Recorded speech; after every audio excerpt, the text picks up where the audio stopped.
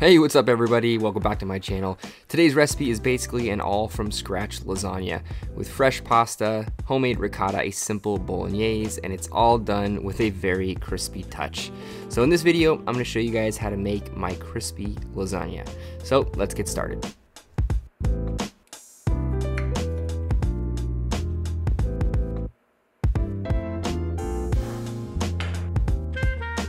Alright, so to start off with this recipe, you're going to get a sauce pot on high heat with a splash of olive oil, and then you're going to mince up the onion and the garlic while that's heating up.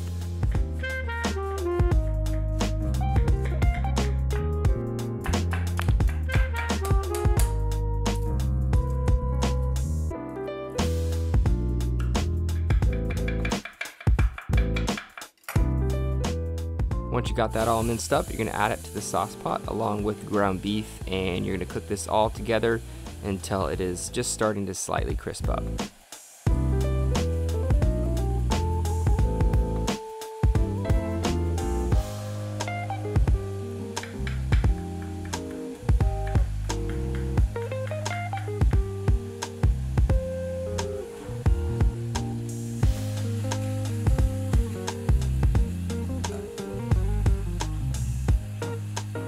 When the ground beef just starts to caramelize, you can season it with a pinch of salt, some cracked black pepper, and some fresh chopped basil that I chopped up just a minute ago. Then I'm going to deglaze the pan with some sherry wine. Then after that, I'm going to stir in the tomato paste along with a splash of water and bring this to a simmer while I prep everything else. But of course, the longer the better is sort of the rule for most meat sauces. So if you want to make this ahead of time, I would definitely go for it.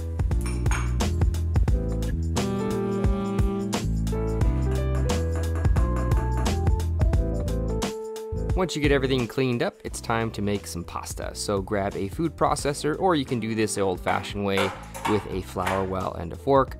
But here I'm going to quickly blend together the egg yolk or yolks, depending on how much you're gonna make, some olive oil, water, salt, and a mix of all-purpose and bread flour until it forms a mealy yet sticky dough.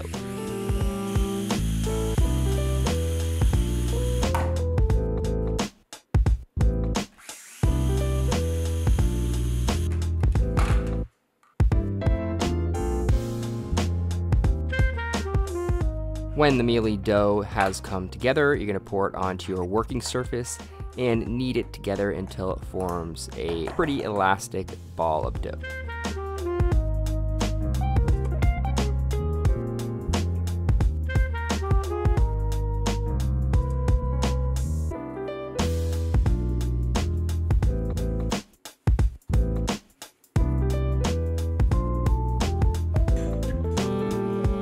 After the pasta is ready to go, you're going to grab your pasta machine, secure it to your cutting board or your working surface. Then you're going to roll out the dough thin enough to pass it through the thickest setting on the machine and just begin to roll it out to the desired lasagna sheet thickness that you are looking for.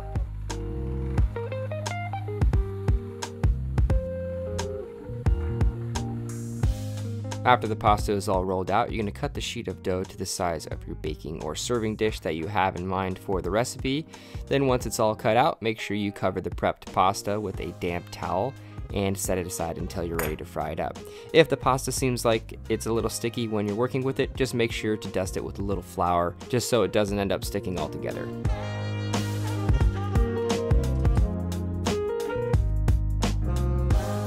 Now it is time for the ricotta. So in a medium sauce pot that's on low heat, add the whole milk to it along with a pinch of salt and bring it to a simmer. When it starts to lightly bubble, add in some fresh lemon juice, give it a stir, then take it off the heat for 10 minutes to thicken up a bit.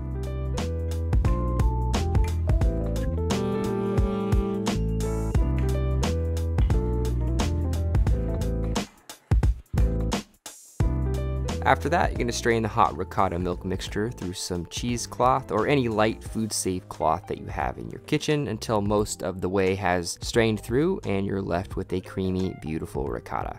But if you end up pressing too much liquid through, you can always add a few spoons of the whey liquid into the curd just to creamify it back to where you want it.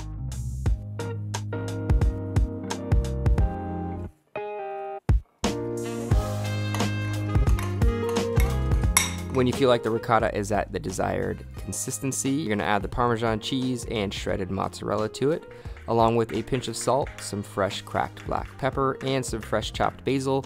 Give it a solid mix, then you're gonna set it aside to fry up the pasta sheets.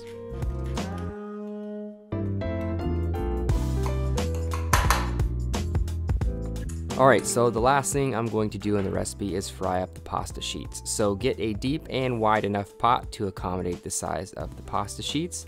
Add enough canola oil to fill it up about 1/5 of the way.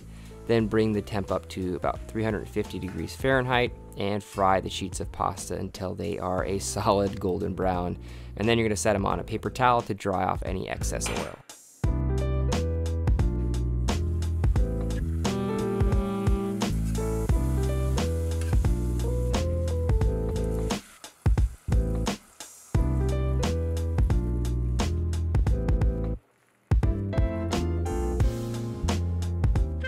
Once the pasta is all fried up, it is ready to build your lasagna. So grab your baking container or serving dish and begin to layer the lasagna, starting with a layer of Bolognese right on the bottom, then a crispy lasagna sheet. After that, evenly spread some of the 3 cheese ricotta onto the fried pasta.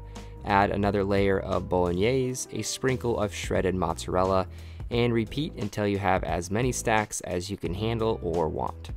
Once that's done, you're gonna bake this at 400 degrees Fahrenheit in the oven for about 10 to 12 minutes until the top is just starting to crisp up and turn a dark golden brown.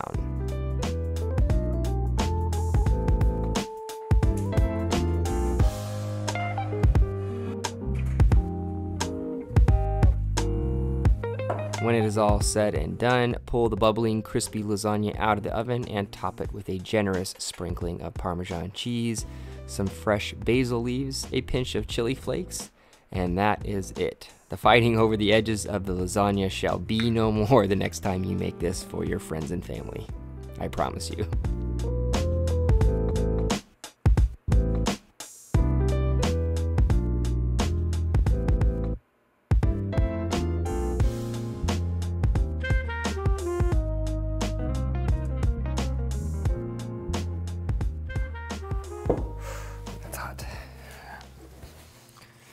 What's up, guys? All right, I am stoked for this crispy lasagna. It's been a long time coming. I've been thinking about this for quite a while as to how I was gonna assemble it, how I was gonna put it together, how it was gonna be as crispy as I wanted it to be, and kind of how that was all gonna play into this. And this just looks absolutely amazing. I've already had 2 bites. It's really, really good, but I'm gonna run through the flavors with you guys and the textures and all the good stuff that is this crispy lasagna. And yeah, let me dive in. All right, whoa, that's hot. Yes, all right, let's see if it's super crispy.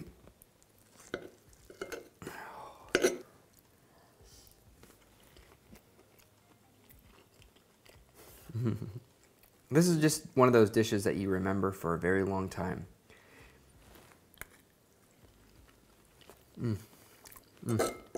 Crispy and tender, full of flavor. Store-bought ricotta is fantastic. I love different varieties of ricotta, but there's something about homemade ricotta that very just unique. You're making it from home. The whole process is kind of fun. It's very, very easy to make, as you guys saw in the video. You can play with different flavors. You don't have to be stuck with one brand or one variety. And that's why I'm such a huge advocate for cooking at home and figuring out how to do things for yourself in your own kitchen, because you really get to play around with the flavors yourself.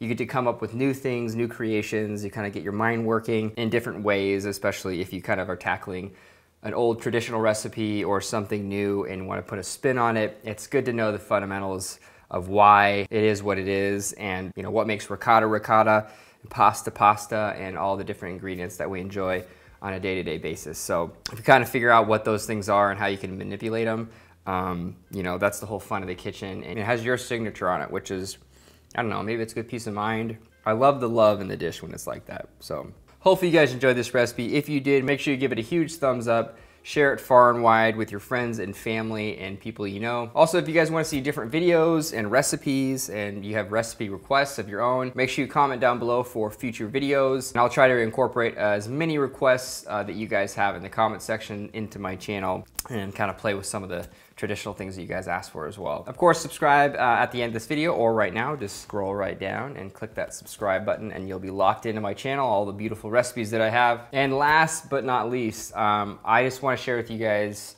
my lovely wife. I love her so much. She's an amazing woman. She has many talents and she has an amazing YouTube channel. If you guys love spa, DIY, cleaning up your home, different little life hacks, she has it all for you guys and she's such an amazing woman. She deserves more than 1 million subscribers, but I really love her to get there this year within the next couple of months or by her birthday, which is March 19th. If you guys think you'd like her channel, go check it out, subscribe, show her a ton of love, because I love that woman very, very much. And she definitely deserves 1 million subscribers. It's been a long time coming. So let's get her to 1 million. I wish her a huge happy birthday in March. And yeah, go show her some love.